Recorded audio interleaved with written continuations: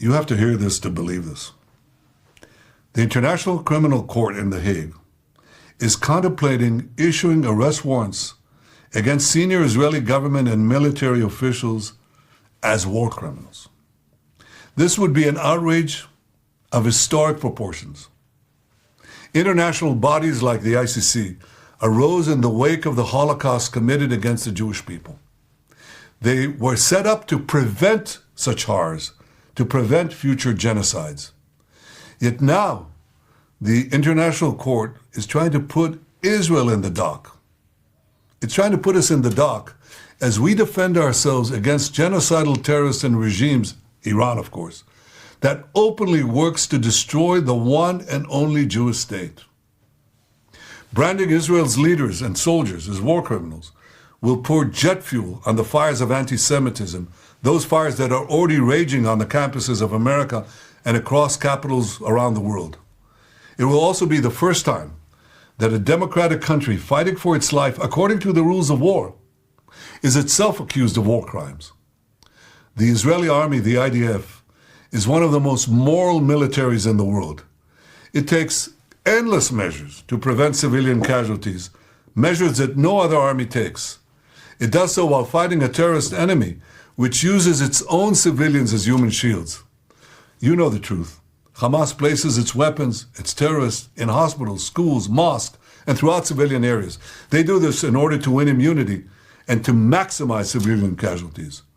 So while Hamas shows no care for the lives of Palestinians and steals humanitarian aid meant for civilians, Israel is facilitating a surge of humanitarian assistance to Gaza. And we do this to ensure that the Palestinian population's humanitarian needs are met, rather than commend Israel for abiding by the rules of war while fighting an enemy that violates every rule of war, including holding 133 Israeli men, women, and children hostage. Who's the ICC targeting? The democracy called Israel. And in targeting Israel, the ICC would be targeting all democracies because it would be undermining their inherent right to defend themselves against savage terrorism and wanton aggression.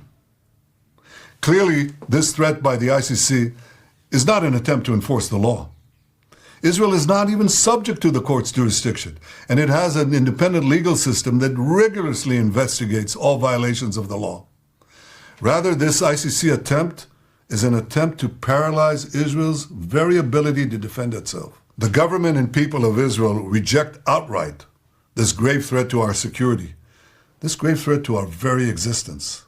And I want to assure you, no ICC action will impact Israel's ironclad determination to achieve the goals of our war with Hamas terrorists. We will destroy Hamas's military and governing capabilities in Gaza.